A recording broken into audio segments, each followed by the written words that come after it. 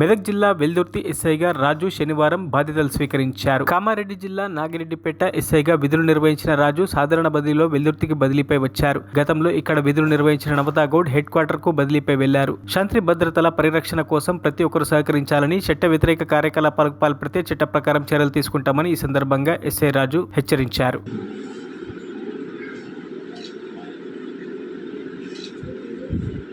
ఈ రాజు ఎస్ఐ. ఇంతకుముందు నేను కామారెడ్డి జిల్లా నుండి నాగిరెడ్డిపేట మండల ఎస్ఐగా పనిచేశాను. ఢిల్లీలో భాగంగా ఈరోజు ఎల్లారెడ్డి పిఎస్ నందు రిపోర్ట్ చేయడం జరిగింది. శాంతి భద్రతల విఘాతం కలిగించే ఎటువంటి చిత్రాలైనా వారిపై చట్టరీత్యా చర్యలు తీసుకోవడం జరుగుతుంది. ఇంకోటి ఎటువంటి నేరాలకు పాల్పడినా కానీ చట్ట వ్యతిరేకమైన చర్యలకు పాల్పడినా కానీ వారిపై చట్టపరంగా కొత్త చట్టాల ప్రకారం వారిపై చర్య తీసుకొని తగిన విధంగా శిక్ష పడే విధంగా చూస్తాం.